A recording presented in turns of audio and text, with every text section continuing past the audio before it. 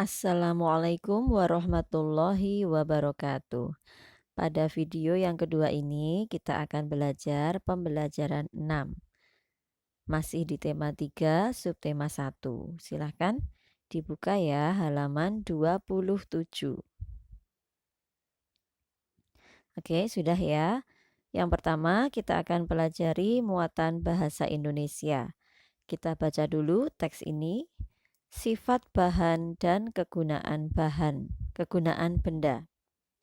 Benda digunakan berdasarkan sifatnya. Berikut ini kegunaan benda berdasarkan bahannya. Bahan plastik digunakan sebagai bahan pembuatan jas hujan. Ini hanya contoh bendanya ya, masih banyak contoh benda yang lain. 2. Bahan logam banyak digunakan sebagai bahan pembuatan peralatan rumah tangga. Kemudian bahan karet digunakan sebagai bahan pembuat ban sepeda. Bahan kertas digunakan sebagai bahan pembuat majalah, koran, buku tulis, dan tisu. Bahan kaca digunakan untuk bahan kaca jendela dan lensa kacamata. Bahan kayu digunakan untuk pembuatan peralatan rumah tangga atau perabot rumah tangga, misalnya kursi, meja, dan lemari. Masih banyak contoh-contoh benda-benda yang lain ya anak-anak.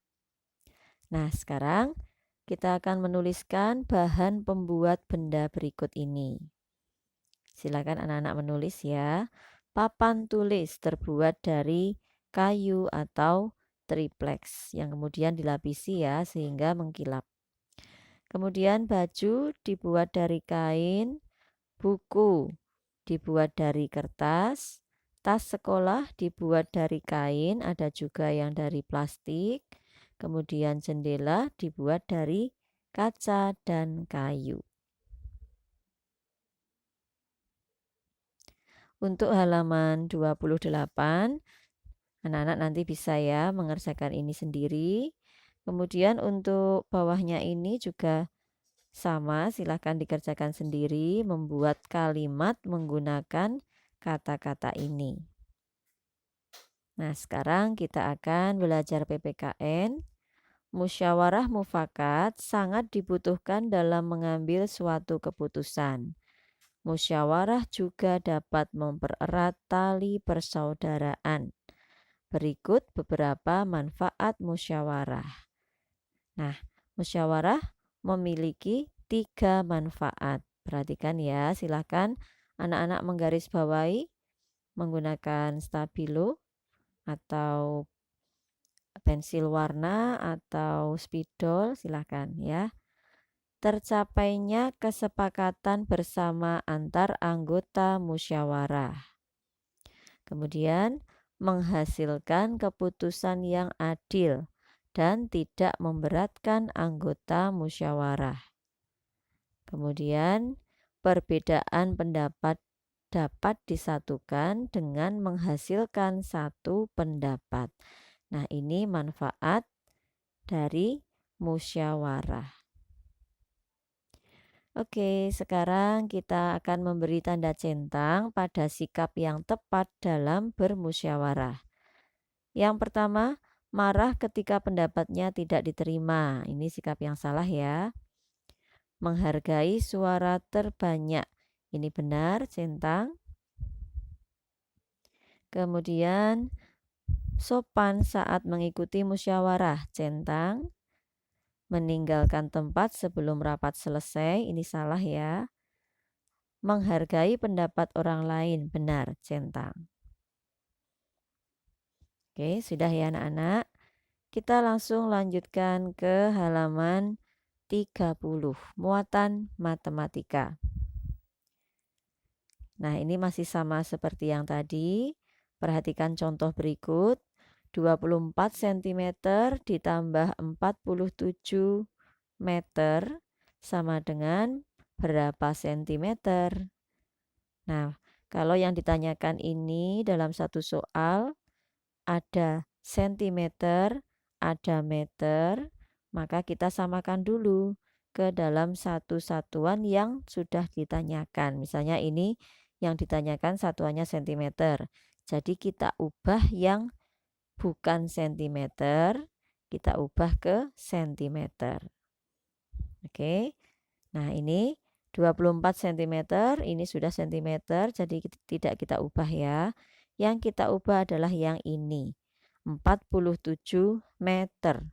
Kita ubah jadi sentimeter ditambah 0,2 menjadi 4.700 cm. Kemudian kita jumlahkan, hasilnya adalah 4.724 cm. Nah, sekarang kita kerjakan ya soal di bawahnya. Sudah Branum beri contoh, silakan anak-anak menulis di buku cetak masing-masing. Nomor 1, 3 meter tambah 25 cm. Kita jadikan ke cm ya. 3 meter menjadi 300 cm.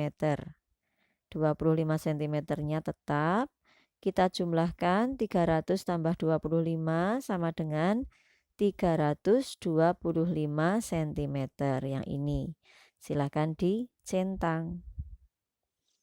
Kemudian nomor 2, 280 cm sama dengan 200 cm ditambah 80 cm. 200 cm kita ubah jadi meter menjadi 2 meter. Kita tambahkan dengan 80 cm jadi 2 meter 80 cm. 2 meter tambah 80 cm. Silakan dicentang yang ini. Nomor 3, 3 meter tambah 45 cm sama dengan 3 meter kita ubah menjadi sentimeter menjadi 300 cm ditambah 45 cm sama dengan 345 cm. Silakan dicentang yang ini.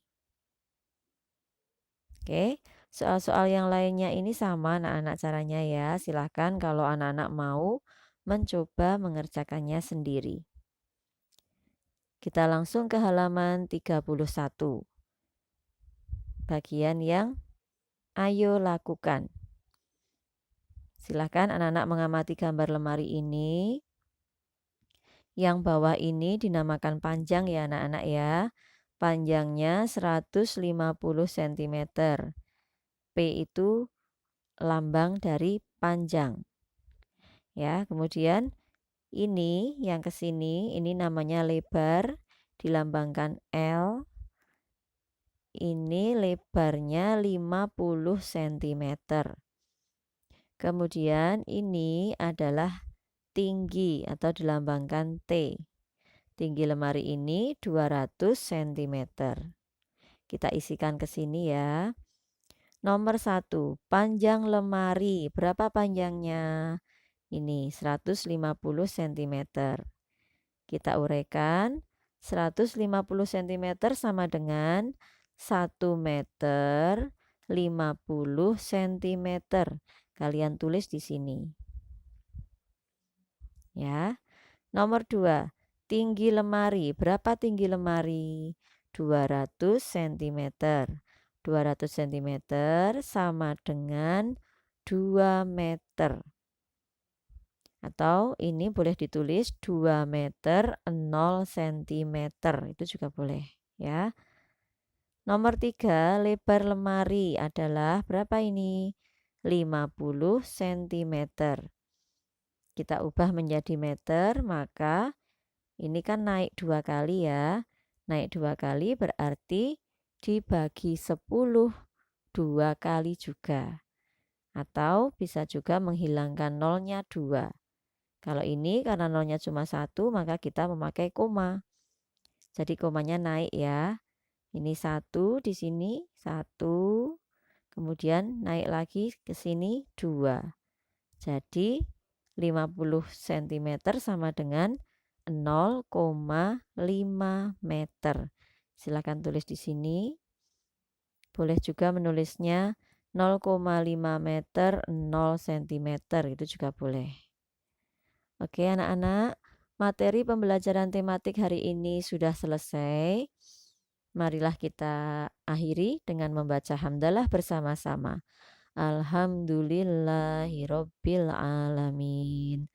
Silakan anak-anak bagi yang tugas classroomnya kemarin belum dikerjakan, yuk segera dikerjakan dan dikumpulkan hari ini. Jangan lupa ya, hafalannya juga dihafalkan terus dan segera disetorkan ke Bu Ranum dalam bentuk video.